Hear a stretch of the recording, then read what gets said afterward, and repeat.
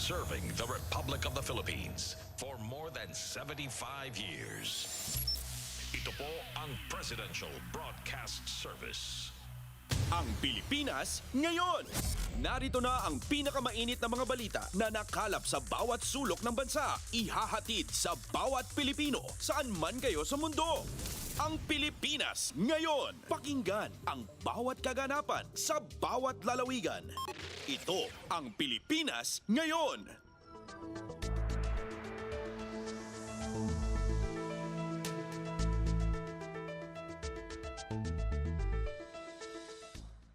Magandang araw po sa ating mga tagapakinig. Welcome po ulit sa ating programang Ang Pilipinas Ngayon. Sa ngalan ni Ven Blones, ito po si Steph Vicente. Samahan niyo po ako sa kabuuan ng ating palatuntunan.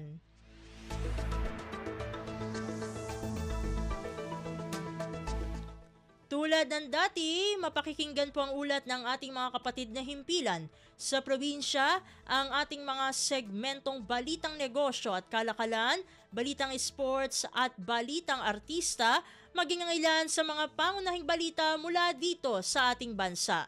Yan po sa kabuuan ng ating palatuntunan, ang Pilipinas Ngayon. Kumpleto, detalyadong balitaan, di papahuli sa mahahalagang kaganapan. Kamustahin ang inang bayan, ang Pilipinas ngayon.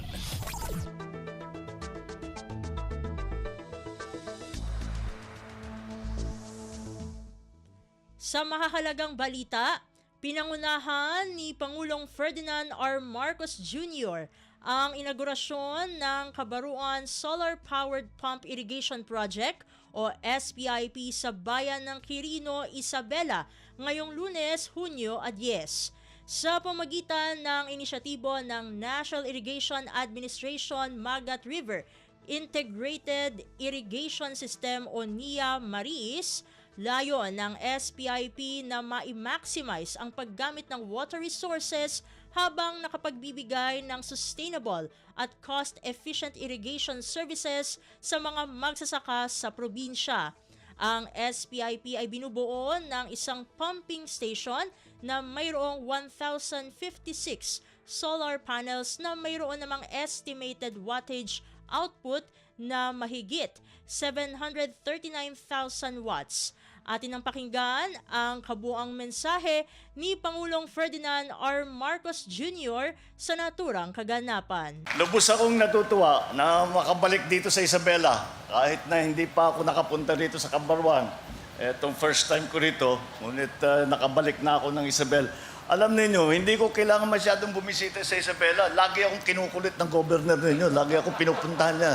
Halos every week, twice a week, nandyan yan sa pinupuntahan ako para meron siyang pinoproject. Kaya mabuti naman, ngayon naman ako ang nakapunta rito.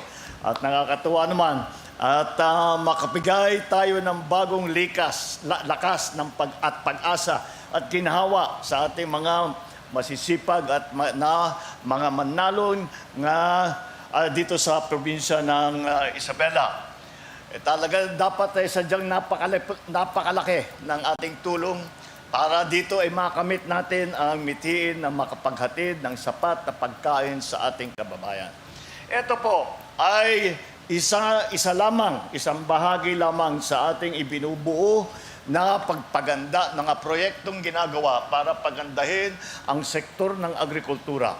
Naramdaman po natin nung panahon ng pandemya na nabigla tayo na napakahirap ng pagpadala, pag-import, pag-transport dahil sarado lahat, nag-lockdown tayo lahat at napakahirap na magparating ng food supply sa ating mga kababayan. Kaya po, mula nung ako'y umupo, ito nga ang sabi ko, dapat natin ayusin ang sektor ng agrikultura. At alam naman po natin lahat na ang pinakamahalagang bahagi para pagandahin ang ani ng ating mga manalo, na ating mga magsasaka, ay ang patubig. At yan po ang aming inuuna. Kaya po, itong mga project na ganito, mabuti na lang na meron na tayong bagong teknolohiya, itong solar. Dahil kung maalala ninyo, yung ginagamit natin, mga pump, mga diesel, mahalang krudo, at mahalang maintenance, at saka maliit lang yung mga bomba natin dati. Kaya ito ay napakalaking bagay. Kaya ito, hindi lamang ito. Ay nakita naman ninyo doon sa video, ay marami pong ikinakalat sa buong Pilipinas yan. Yung iba, hindi ganito kasing laki. At yung iba ay mga pang coverage niya, mga 15 hectares, 18 hectares. Meron, pinakamalaki na yung iba, 35 hectares. Pero ito ay palalakihin pa natin. Kapag, kaya't kailangan lambingan natin ang speaker para pagka magkapondo ulit, pag nagkapondo ulit, ano ito, 350 hectares.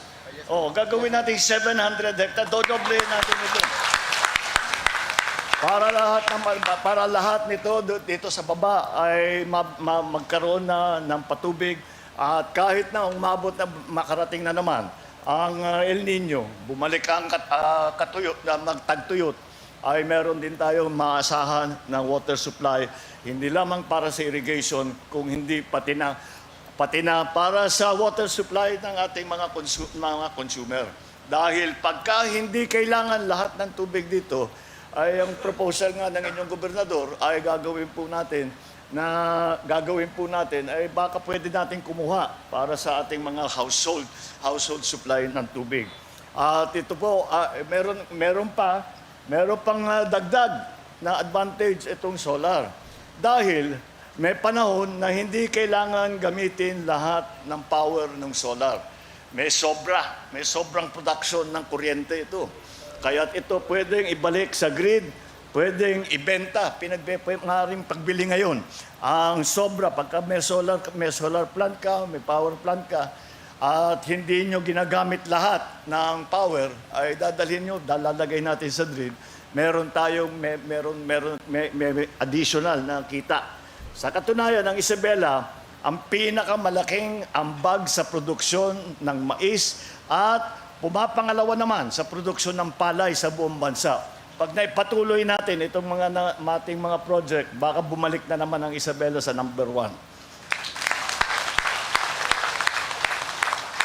Magmula pa sa Sierra Madre hanggang sa mga bulubundukin ng Cordillera, Caraballo, talaga naman mapabilib sa lawak at yaman ng lupa na maring taniman dito. Kaya po, marami dito na tiga Isabela ay galing doon sa amin. Dahil doon sa amin, kaunti ang lupa, walang tubig. Dito nakita yung Isabela, naging promised land. Kaya maraming tiga Ilocos Norte ang dumanan dito ngayon andito napunta rito sa Ilocos Norte, sa Isabela. Idagdag pa natin ang walang tigil na agos ng Cagayan River, ang pinakamahagang ilog sa ating buong bansa. At mga sanga nito, mga tributary nito, sadyang nagpapalaki talaga ng taglay, ng proteksyon para dito sa inyong lugar. Kaya sadya pong hindi nagkamali ang aking ama na si Pangulong Marcos Sr. na ipinatayo ang Magat Dam na magsisilbing susi sa pag-uunlad ng agrikultura dito sa Isabela at buong Cagayan Valley. Nag-uusap na kami ni Administrator Gillian, namin, balikan natin, tignan natin ulit yung Magat Dam at tignan natin kung pwede pa. Mukhang meron pang kailangan na, meron siguro rehabilitation na kailangan, pagandahin natin, lagyan din natin ng ganitong solar kung babagay siya. Para naman i-modernize natin lahat ng ating mga facilities. Kaya sa araw na ito, ikinararangal ko na sundan ang yapak ng aking ama at dagdagan ang lahat ng kanyang nagawa para sa ating mga magsasaka at kanilang mga pamilya. Ang formal na pagpasinaya ng Kabaruan Solar Powered Pump Irrigation Project na ito, ang kasunod na yugto sa istorya ng progreso ng Isabela. At hindi lamang ng Isabela, kung hindi sa buong Amyana. Kung dati-rati ay gumagamit tayo ng mga makinang pinapatakbo ng langis upang dumalaw ang tubig mula sa irrigation canal patungo sa inyong mga taniman, ngayon ay pinagagana na nito na gamit ang kuryente na galing sa araw. Libre na kuryente na galing sa araw. Kaya't maaari natin ibigay ang libre na patubig. Ang proyektong ito ay maaaring makapagbigay ng tubig sa mahigit 350 hektarya ng sakahan na tutulong sa halos 240 magsasaka. Ito na rin ang pinakamalaking solar-powered pump irrigation project sa buong bansa na binubuo na mahigit ng 1,000 na solar panel. Napakalaki ng naging katipiran natin dito dahil bukod sa libre na ang pagkukuhanan ng kuryente, inilagay mismo sa taas ng irrigation canal ang ating solar panel. Kaya hindi po mababawasan ang lupang tinataniman ng ating mga magsasaka. Ito po ay hindi nag-iisa. Kanina, nauna nang isinagawa ng National Irrigation Administration ang mass acceptance ng 15 solar-powered pump irrigation project at 2 small irrigation project dito sa Region 2. Tinatayang aabot naman sa mahigit 250 hektarya ang mapapatubigan nito na mapapakinabangan ng mahigit 800 at 60 magsasaka. Kasama dito ang 62 solar-powered pump irrigation project na ginagawa naman natin sa Region 2. Mahigit 150 solar-powered pump irrigation project naman ang kasulukuyan nating tinatapos habang higit 100 proyekto pa ang ating ipagagawa. Sa kabuuan, 82 solar-powered pump irrigation project na ang natapos na napagana natin sa bansa mula noong 2023. At tinitiyak ko na sa inyo sa lahat, na dadagdagan pa natin ito sa mga susunod na buwan at sa mga susunod na taon. Nais kong kilalanin, siyempre, ang NIA sa napakamalikhaing paraan sa pagtutupad ninyo sa proyektong ito. Hangad ko na patuloy ninyong ipakita ang inyong galing, talino at kakayahan sa paggawa ng mga susunod na mga proyektong patubig para sa ating mga magsasaka upang maparami pa nila ang kanilang mga ani. Inaanyayahan ko rin kayong pag-aralan kung alin pa sa mga irrigation asset natin sa bansa ang maaari natin lagyan ng power generation kagaya rito o iba pang mga pasilidad na upang lubos nating mapakinabangan ang mga ito at mabawasan ang gastos na pasanin ng ating mga magsasaka sa pagpapatakbo nito. Sa ating mga magsasaka at mga kababayan dito sa Isabela, ito po ang isa sa mga halimbawa na isinusulong natin sa bagong Pilipinas, patunay ng aming pagsisikap na palaganapin ang modernong pagsasaka dito sa Pilipinas. Tiyak na dahil sa pagtatayo ng solar-powered irrigation project na ito, sa inyong barangay ay magkakaroon ng tuloy-tuloy na daloy ng tubig sa mga irigasyon na sistema. Maaalaga ang mabuti ang mga pananim, dami, dodoble ang inyong mga ani sa produkto. At kapag nangyari yun, lalaki ang kita ng mga magsasaka, sasagana ang buhay ng inyong pamilya, lalago ang inyong lokal na ekonomiya, ang buong Isabela ay makikinabang dito. Ang pagpapalahig namin ng mekanisasyon, paggamit ng makabagong teknolohiya, at pagpapalaganap ng mga modernong pamamaraan sa pagtanim ang siyang magtutulay sa ating tungo sa hangarin na sapat, sariwa at masustansyang pagkain para sa buong bansa. Kaya naman, nananawagan ako sa ating mga magsasaka dito sa Isabela, sa buong Region 2 at sa buong bansa. Sana po ay makaisa po kayo sa adhikain ng inyong pamahalaan na palaganapin natin at maging mas epektibo pa at moderno at madaling paraan ang pagsasaka. Ang inyong pamahalaan ay handa pong tulungan kayong magsanay sa mga pamamaraang ito. Huwag kayong mahihiyang lumapit po sa DA, sa Department of Agriculture, sa NIA. Kung sakaling meron kayong mga kailangan sa pagsasaka, mga training man yan, mga makinarya, pasilidad, o tulong pinansyal para maging puhunan. Magtulungan at magkaisa tayo para sa ikauunlad ng sektor ng agrikultura sa bansa at para sa ikatutupad ng ating pangarap na wala ng Pilipinong nagugutom na sa pinapanday nating isang bagong Pilipinas.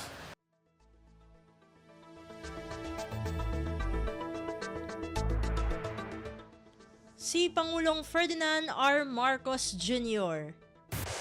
Pasada ng mga balita mula sa Pilipinas para sa mga Pilipino saan man sa mundo. Ang Pilipinas ngayon.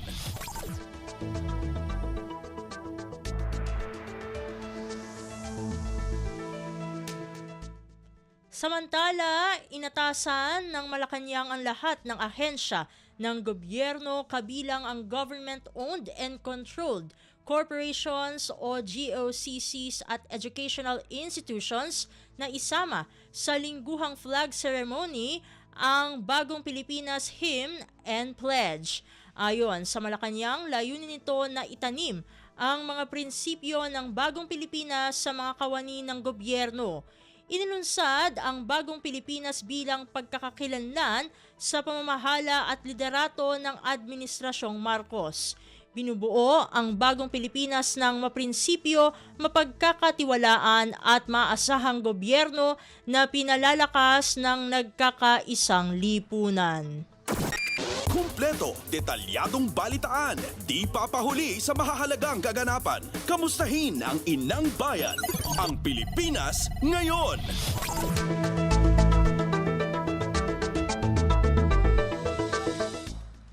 Sa iba pang mga balita, siniguro ng sandatahang lakas na hindi mapapabayaan ang nakasadsad na BRP Sierra Madre sa Ayungin Shoal. Sinabi ni Philippine Navy spokesperson for the West Philippine Sea, Commodore Roy Vincent Trinidad, na hindi hahayaan ng Pilipinas na tuluyang masira at bumagsak ang BRP Sierra Madre na nagsisilbing marka na nasa loob ng exclusive economic zone ng Pilipinas ang nasabing bahagi ng karagatan. Maituturing aniya ito na commissioned vessel at mandatong panatilihin ito ng Philippine Navy. Kapag ito ay commissioned vessel ng Philippine Navy, yan ay mandato ng Philippine Navy na i-maintain natin. Hindi naman po pwedeng basta-basta lang pabayaan natin para malusaw, bumagsak na lang basta-basta yan. Yung maintenance, yung upkeep, safety and comfort, atin yun. Sinabi pa ni Trinidad na nagpapatuloy pa rin ang regular na pagpapatrolya ng Philippine Navy sa West Philippine Sea maliban sa isinasagawang rotation and resupply o RORE mission. Bahagi na rin aniya ng regular patrol plan ang pagpapadala ng Philippine Navy at Philippine Coast Guard sa nasabing bahagi ng karagatan. Ang mas mahalaga na maintindihan at maging aware, maging conscious yung ating mga kababayan ay yung mga nangyayari all over the country. Na bagamat hindi ko sinasabing threat na ito to our nation, but this is too good to be coincidental. Maraming iba't ibang reports na ginagawa ng China, may presence sila, not only militarily, but economically, politically, educationally, across ang tawag niyan, all the instruments of national power, may ginagawa ang China. Si Philippine Navy spokesperson for the West Philippine Sea, Commodore Roy Vincent Trinidad. Pasada ng mga balita mula sa Pilipinas para sa mga Pilipino saan man sa mundo. Ang Pilipinas ngayon.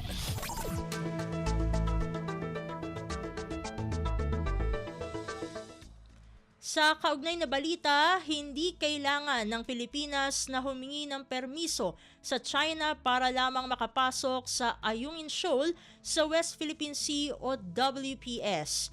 Tinawag ni National Security Advisor Eduardo Año na walang katotohanan, hindi katanggap-tanggap at kalokohan ang pahayag ng China na dapat munang magpaalam ang Pilipinas sakaling papasok ito sa Ayungin Shoal. Iginiit ni Año na hindi kailanman kakailanganin ng Pilipinas ang pagpayag ng China para makagawa ng mga aktibidad sa WPS. Binigyang diin pa ni Año na teritoryo ng Pilipinas ang Ayungin Shoal na kinikilala ng international law at ng 2016 Arbitral Award. Kumpleto, detalyadong balitaan, di papahuli sa mahahalagang kaganapan. Kamustahin ang inang bayan, ang Pilipinas ngayon.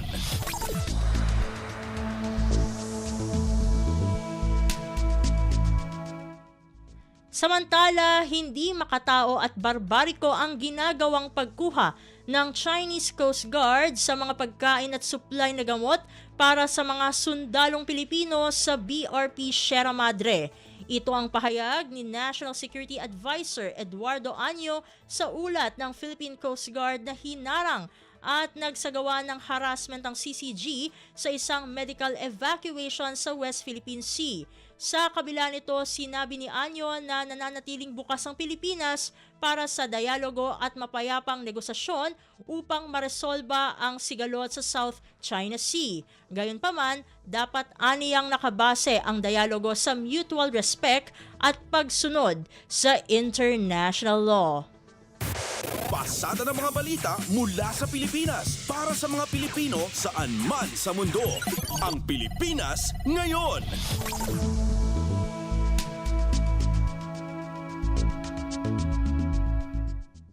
Sa iba pang mga balita, posibleng pagkukulang ng Bureau of Fisheries and Aquatic Resources o BIFAR para suportahan ang mga mangisda sa West Philippine Sea o WPS pinasisilip. Ang hakbang ay kasunod ng umano ay reklamo sa mga fishing community sa hindi akmang suportang naibibigay ng ahensya sa tunay na pangailangan ng mga mangingisda.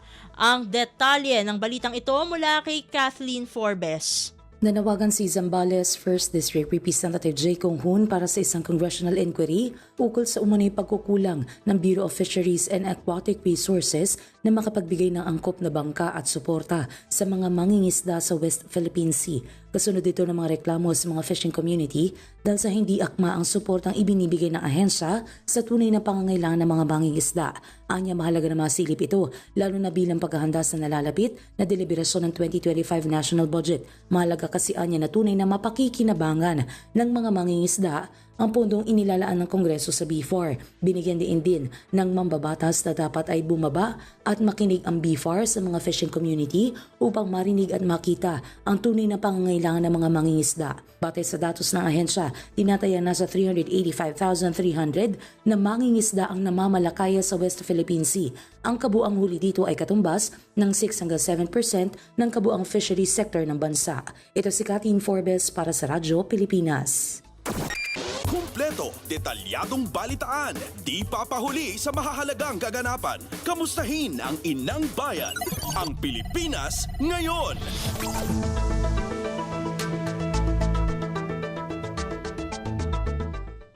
Samantala, water filtration truck at 7-man rapid deployment team ng Office of Civil Defense o OCD ipinadala sa lalawigan ng Negros Occidental.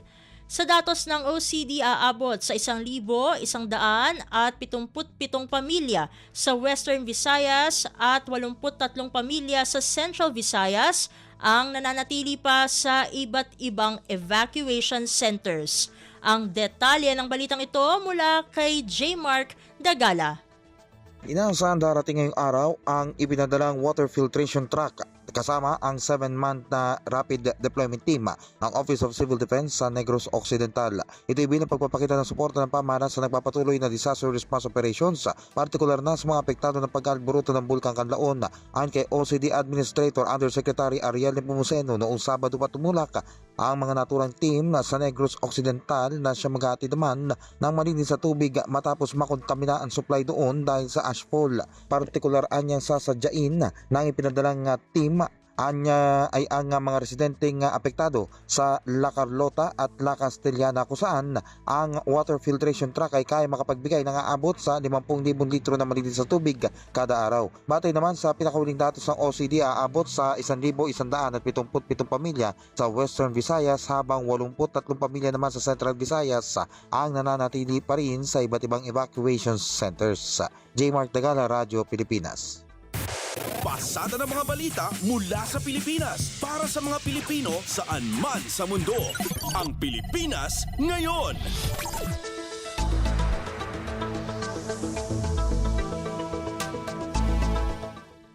Sa iba pang mga balita, Philippine National Police Highway Patrol Group o PNP-HPG naglabas ng bagong disenyo ng uniforme para sa mga motorcycle rider nito.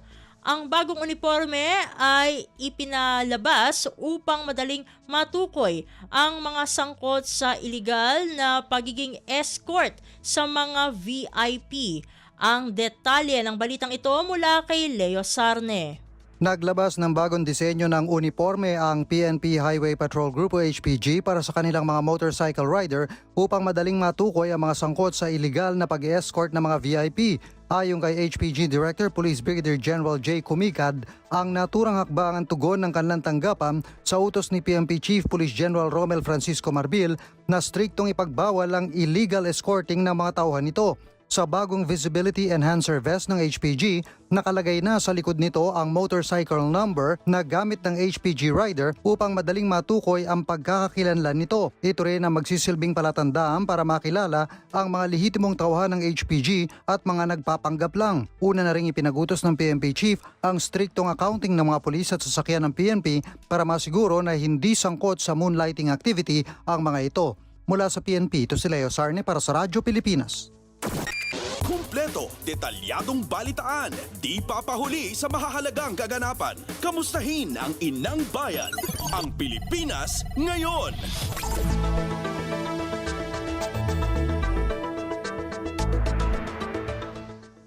Samantala, maayos na nakauwi sa Pilipinas ang Pilipina na biktima ng domestic abuse sa bansang Lebanon. Ayon sa Department of Foreign Affairs o DFA, kasama ng Pilipina ang kanyang 3 anak na nakauwi sa bansa. Nagtungo sa Lebanon noong 2010 ang nasabing Pilipina at nakapangasawa ng Lebanese noong 2012.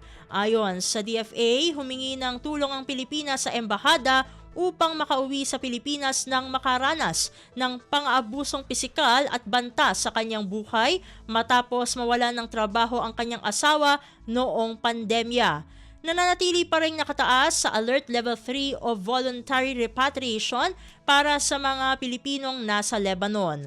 Umabot na sa 273 distressed Filipinos ang napauwi ng gobyerno ng Pilipinas mula Lebanon matapos ipatupad ang voluntary repatriation. Pasada ng mga balita mula sa Pilipinas para sa mga Pilipino saan man sa mundo. Ang Pilipinas ngayon.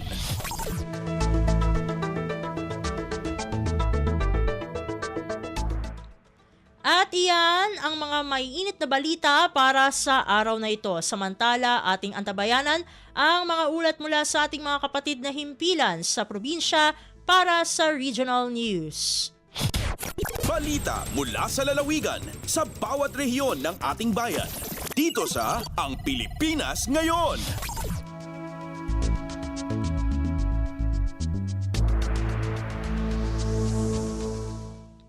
Narito na ang bugso ng ating mga regional news. Dumako muna tayo sa rehiyon ng Luzon.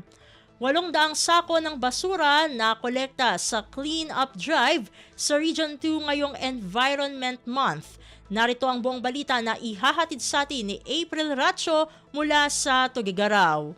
Pakabuklan awalo gasot katalupulog kat duwa asako dagiti na duma-duma a klase ti basura tinakolekta itinaysay ang kata Clean Up Drive kadagiti na duma-duma pa sa Rehiyon 2 kagidan ti celebration ti World Ocean Day ken Coral Triangle Day ita Philippine Environment Month. Iti agigida na paragdalo si Tintero Pagilian partikular kadagiti coastal area Karayan ken duma pa a major tributaries ngan ngani 2,000 nga environmental stakeholders tinakipasat manipod kadagiti local government unit, national government agencies, agrama ni law enforcement institutions, non-government organizations kan dagiti commercial establishment dumano iti 46.89 na kilometro tinadalusan ti 3,385.5 a kilo ti non-biodegradable special residual kan healthcare related wastes kada ito kat inapila ni DNR Region 2 Executive Director Gwendolyn Bambalan iti umili ti umno apan ang tarawidwid iti basura da tapno saan nga agdiretso iti taaw. Maripud Tuguegarao City dayti na April sa Lucan Radyo para iti Radyo Pilipinas World Service. Balita mula sa lalawigan sa bawat rehiyon ng ating bayan. Dito sa Ang Pilipinas Ngayon.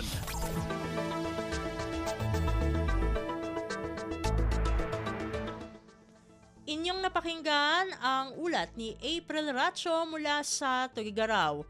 Dakuin naman natin ang Baguio City, kakulangan ng pondo dahilan sa pagkakaantala sa validasyon ng 211 titulo sa Baguio City. Ang kabuang ulat ihahatid naman sa atin ni Jong Munar. Nasarog duwa kasot pa yatawan iti mapalabas sakbay nga makompleto ti validation iti nasrok 2,000 nga 211 titles gapot ti kinakurang ti pondo ken personnel ang nagresulta tapno walulaing aplikasyon iti may proseso ti Community Environment and Natural Resources Office Baguio Tunggal Tawen. Sigon kini Engineer Leandro de Jesus tapno maresolbar tinasa nga problema insingasing dati sanggo ng palungsod iti panakobekel iti may nga local task force sa Buklenti City Government, Department of Environment and Natural Resources Cordillera ken Registry of Deeds tapno mapapartak ti proseso dagiti nakapending aplikasyon para ti validation.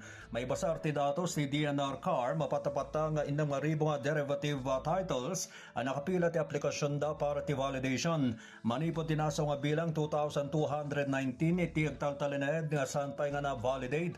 Base mo ti report ti Land Registration Authority dumanon iti 6,664 dagiti derivative titles nga daan ti application for validation. Manipot tinasaw nga bilang 3,789 na titulo iti nalpasan na na-validate ken 2,875 nga aplikasyon iti nakapending pailaeng. Manipot iti Radyo Pilipinas Baguio, Jong Monar nang ipadamag para ti Radyo Pilipinas World Service. Balita mula sa lalawigan sa bawat rehiyon ng ating bayan. Dito sa Ang Pilipinas Ngayon.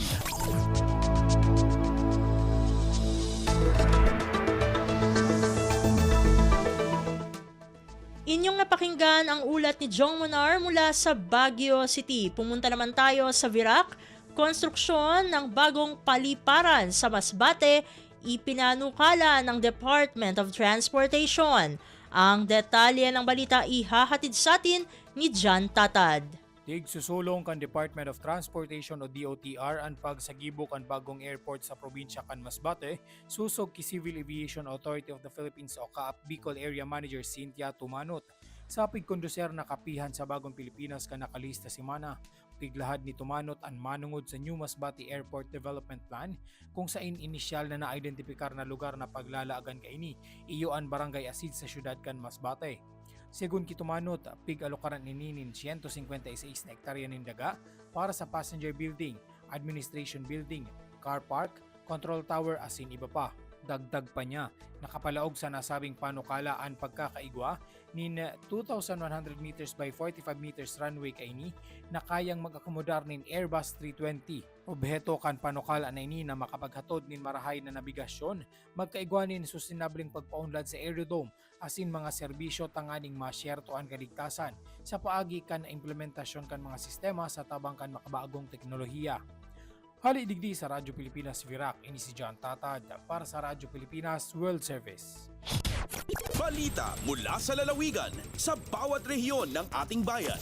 Dito sa Ang Pilipinas Ngayon.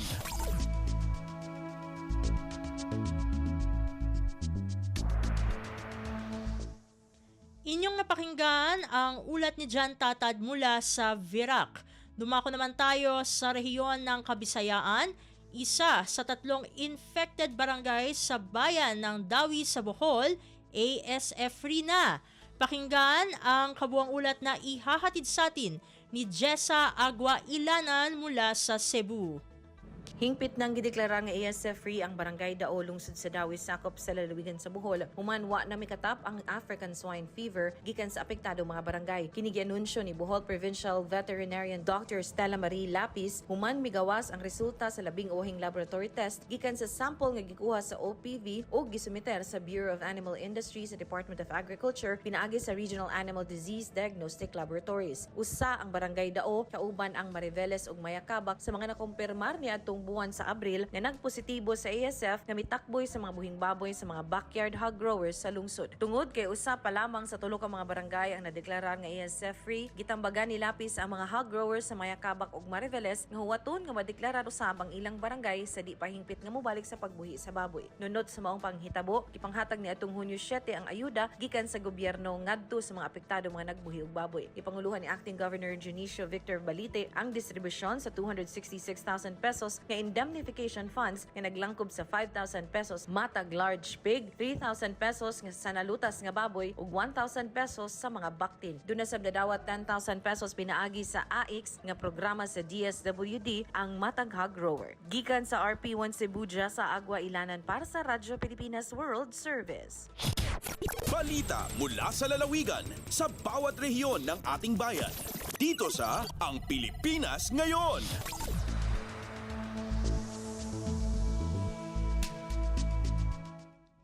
Inyong napakinggan ang ulat ni Jessa Agua Ilanan mula sa Cebu. Puntahan naman natin ang Iloilo.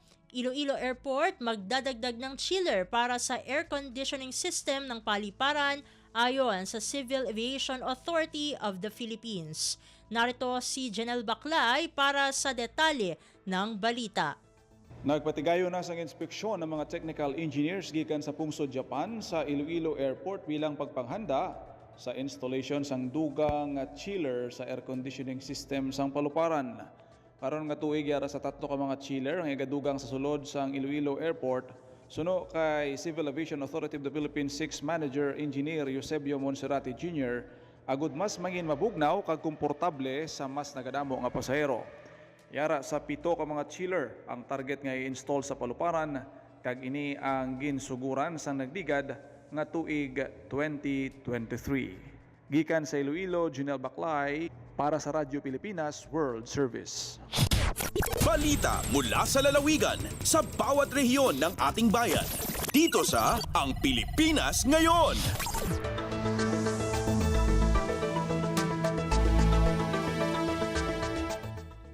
Inyong napakinggan ang ulat ni Janelle Baclay mula sa Iloilo. Dumako na tayo sa rehiyon ng Mindanao.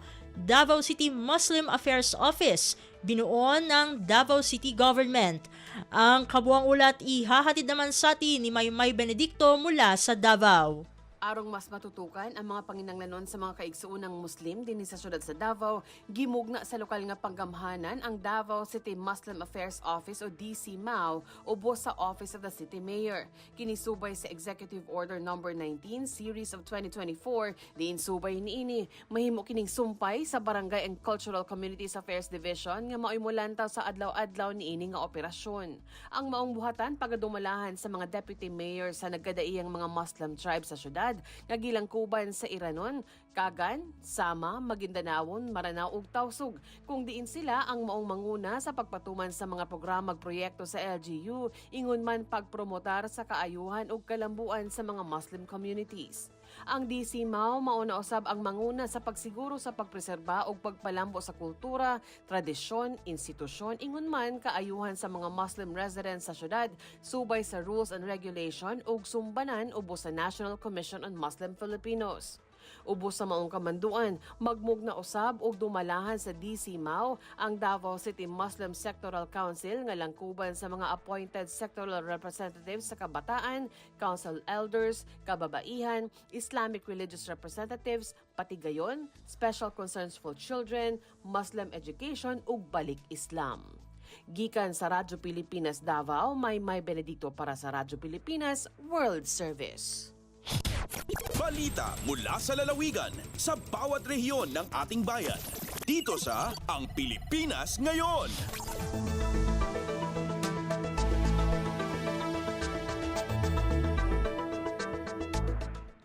At inyong napakinggan ang ulat ni Maymay Benedicto mula sa Davao.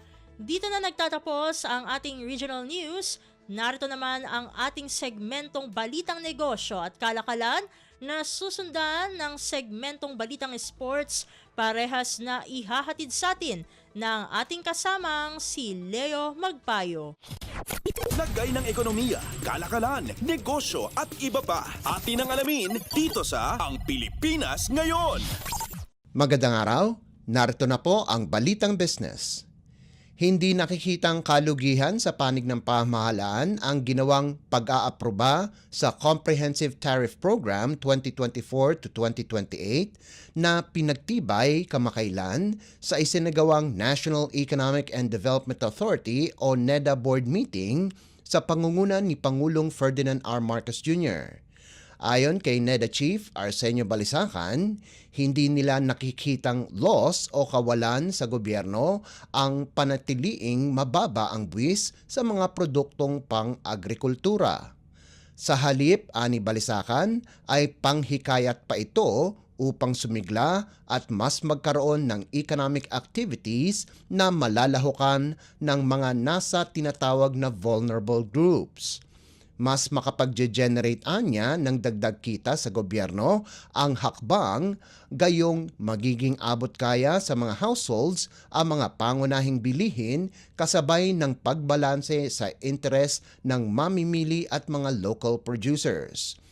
Kasama sa mga mananatiling may mababang taripa ay ang karneng baboy, deboned meat, asukal at gulay. Lagay ng ekonomiya, kalakalan, negosyo at iba pa. Atin ang alamin dito sa Ang Pilipinas Ngayon. Naniniwala si Department of Finance o DOF Secretary Ralph Recto na mas sisigla pa ang paglikha ng trabaho sa bansa kapag naitatag na ang Luzon Economic Corridor na siyang susuporta sa Philippine job market. Ito ang pahayag ni Recto kasunod ng inilabas na pinakahuling labor market survey. Sinabi ni Recto na bibigyang daan ng economic corridor ang patuloy na pagbaba ng bilang ng mga walang trabaho sa bansa. Anya, mula 4.5% na unemployment rate noong Abril 2023, ngayon ay nasa 4% na lamang, ibig sabihin nasa 48.36 na milyon na ang mga Pilipino na may trabaho sa bansa. Magdudulot ng multiplier effect ang Luzon Economic Corridor, kabilang dito ang oportunidad sa mga key investment hubs gaya ng massive transport projects, manufacturing at construction sectors. Ang Luzon Economic Corridor ay ang kauna-unahang global infrastructure and investment economic corridor sa Indo-Pacific region na binuo sa makasaysayang trilateral United States, Japan, Philippines Leaders Meeting. Lagay ng ekonomiya, kalakalan, negosyo at iba pa. Atin ang alamin dito sa Ang Pilipinas Ngayon.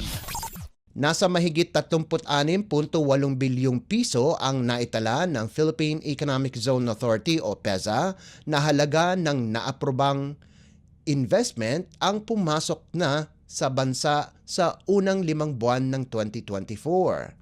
Sa naturang halaga ng pamumuhunan na naproseso ng PEZA ay nagmumula sa sektor ng Information Technology, Business Processing Management o IT-BPM at mula sa sektor ng manufacturing. Ayon sa PEZA, malaki ang may aambag nito sa ekonomiya ng Pilipinas at makakalikha ng mas maraming trabaho at oportunidad para sa mga Pilipino. Dagdag pa ng PEZA, maaaring mag-generate ito ng 100.8 milyong dolyar na kita sa export sector at maaaring umabot sa 19,000 na empleyado sa bansa. Lagay ng ekonomiya, kalakalan, negosyo at iba pa. Atin ang alamin dito sa Ang Pilipinas Ngayon. At para naman sa sports balita, updates at pinakahuling mga usapin sa mundo ng palakasan. Atin ang pakinggan dito sa Ang Pilipinas Ngayon.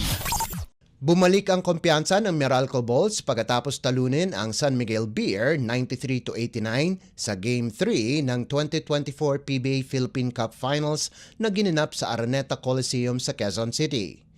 Ang mga tirada ni Chris Newsom ang nagbigay sa Bolts na kunin ng panalo para umangat sa 2-1 ang kanilang abante sa Best of 7 Championship Series. Nakakuha ng tulong si Newsom mula kay Raymond Almasan na nakalikom ng 17 puntos at mula kay Bong Quinto na nagambag ng 16 na puntos. Hindi rin naman nagpahuli sina Chris Banchero at Cliff Hodge na kapwa nakagawa ng tig 10 puntos. Kakagaling lamang ng Meralco sa isang masaklap na pagkatalo sa Game 2 kung saan naisahan sila ng San Miguel ng 1 puntos lamang 95-94 galing sa 3-pointer ni Marshall Lassiter sa huling sandali ng laban. Nanguna naman si Mo Tautua sa panig ng Beermen sa nagawa nitong 19 na puntos na karamihan ay nagmula sa unang 3 quarters. Nagdagdag naman si CJ Perez ng 18 markers at 5 rebounds para sa SMB. Updates at pinakahuling mga usapin sa mundo ng palakasan. Atin ang pakinggan dito sa Ang Pilipinas Ngayon. Nakatakda ang pagtatapat ang magkaribal na koponan ng De La Salle University at Colegio de San Juan de Letran sa 2024 PhilOil Eco-Oil Preseason Cup Semifinals. Ito ay pagkatapos manaig ang Green Archers at ang Knights laban sa kani-kanilang katunggali sa quarterfinals na ginanap sa PhilOil Eco-Oil Center sa San Juan City. Pinatalsik ng defending UAAP champion LaSalle ang San Beda University sa kanilang quarters clash kung saan tinalo ng Green Archers ang NCAA champions 94-80 para umabante sa semis.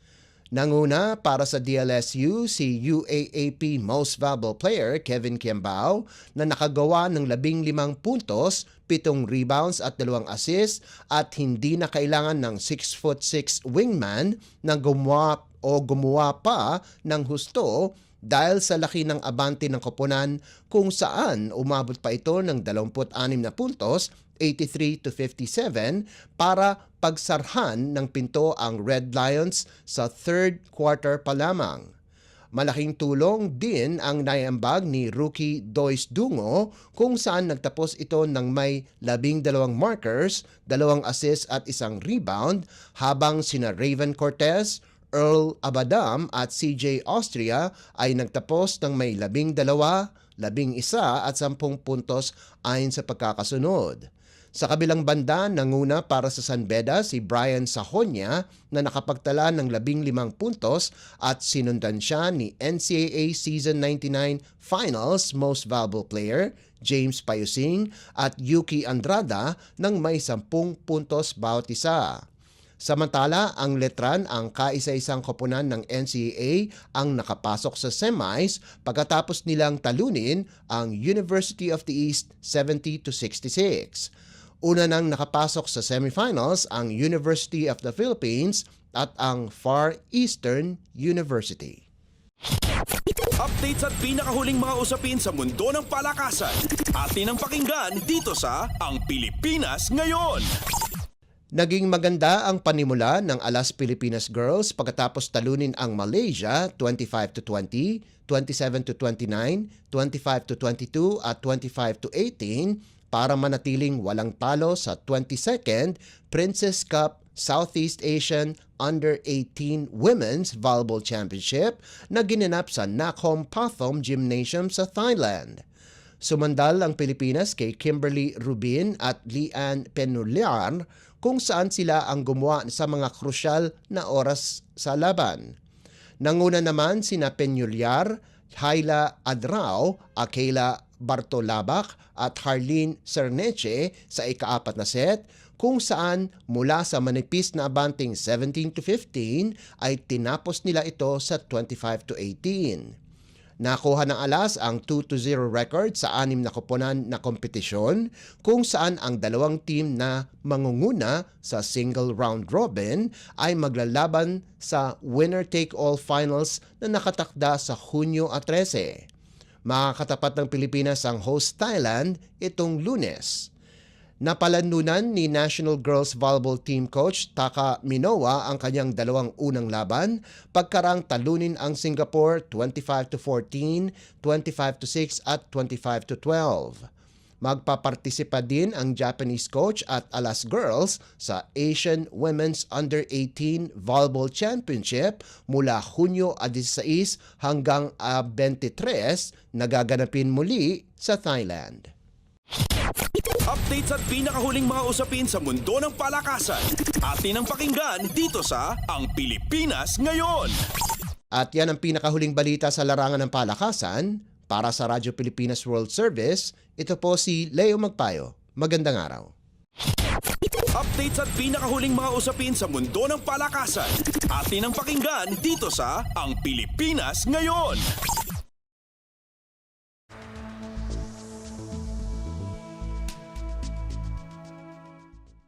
Maraming salamat Leo para sa ating mga segmentong Balitang Negosyo at Kalakalan at Balitang Sports.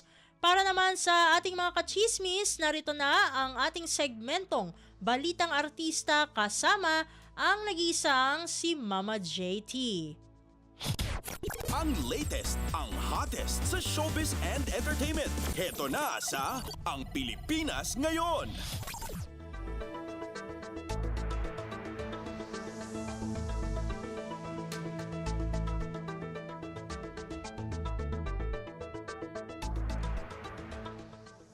Magandang araw sa ating mga chismoso at chismosang nag-aabang ng mga trending na balita sa mundo ng showbiz. Ito na, ang ratsyada ng mga chika. Ikinasal na ang celebrity couple na sina Carlo Aquino at Charlie Dizon noong June 9 sa isang private resort sa Silang, Cavite. Sa Instagram post ni Carlo, mababasa ang kanyang sweet message. Para kay Charlie, kalakip ng litrato nila na magkahawak kamay habang nasa tila isang lake.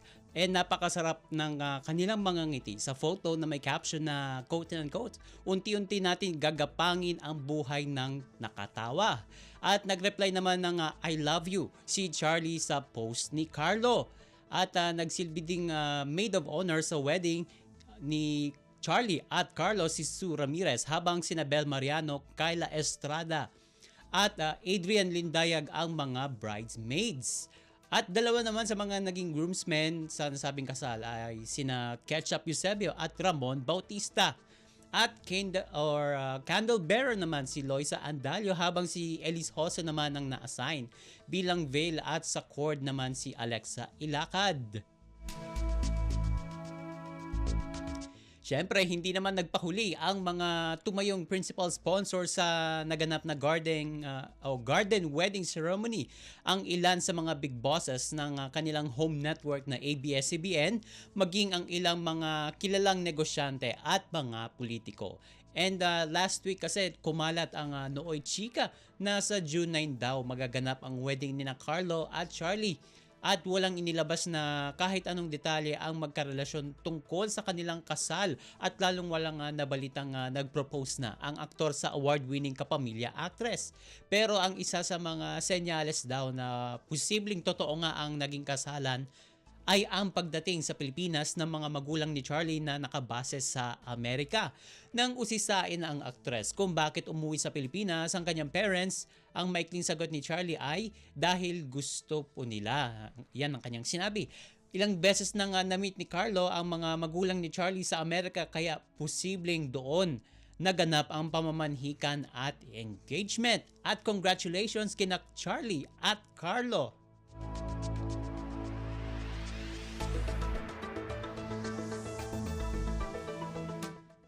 At sa uli nating chika for today, excited na ang kapamilya actress na si Sue Ramirez sa kauna-unahan niyang Broadway musical. Sa press conference para sa upcoming theater musical na Little Shop of Horrors, dito niya ibinunyag na isa itong dream come true para sa kanya. Pagbabahagi ni Sue, gustong-gusto niyang kumakanta daw sa karaoke, at yon ang nagsisilbi nilang bonding bilang pamilya nung bata pa siya. At kwento pa niya, nakailigan niyang manood ng musical play na Mamma Mia, Phantom of the Opera at Les Miserables. At inamin rin ito na bata pa lamang ay gusto na niyang subukan ang pagteteatro. At kahit na naging TV actor na itong si Sue, ay hindi pa rin ito nakakalimutan ang kanyang pangarap na maging bahagi ng isang theater musical play. At bilang nabigyan siya ng oportunidad sa mundo ng teatro, nagpapasalamat itong si Sue sa tiwalang ibinigay sa kanya ng produksyon. Kasunod niyan, nabanggit din ni Sue ang pagkakaiba ng teatro sa telebisyon. Wika niya, quote-unquote, "It's a totally different world out there.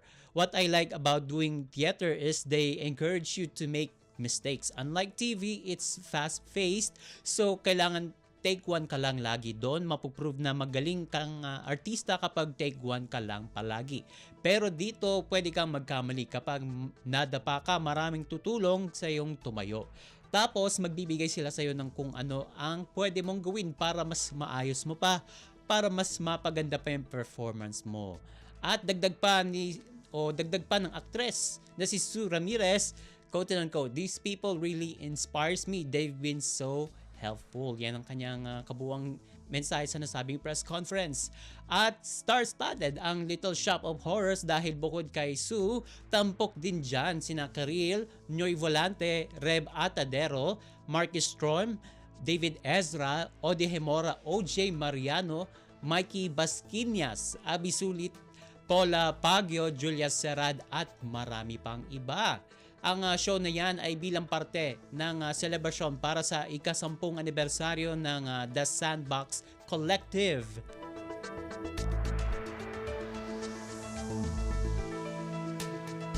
And OMG, wala na tayong oras para sa ating balitang artista. Maraming salamat mga kachismis sa pakikinig sa aking mga chika for today. Ako po si Mama JT para sa Radyo Pilipinas World Service. Ang latest, ang hottest sa showbiz and entertainment. Heto na sa Ang Pilipinas Ngayon.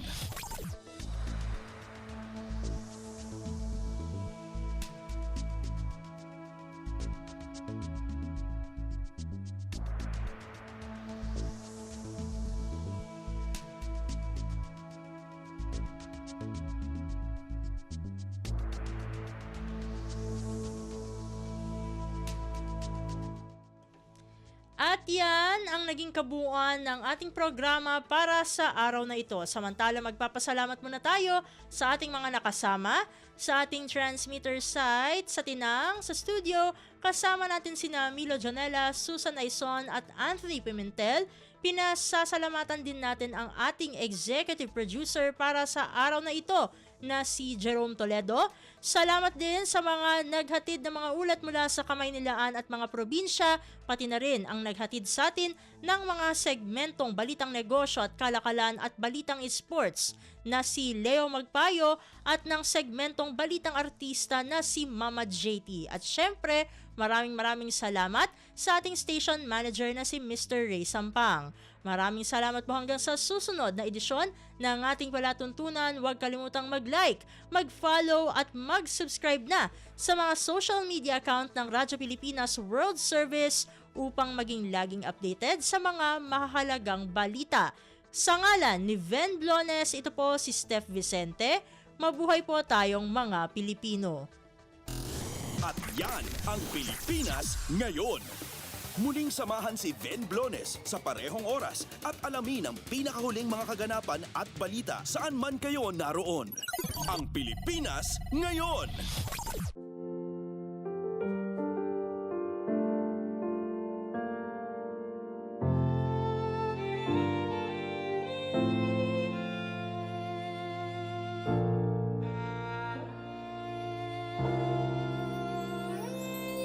Ang tanging may pamaman ako'y edukasyong Pilipino.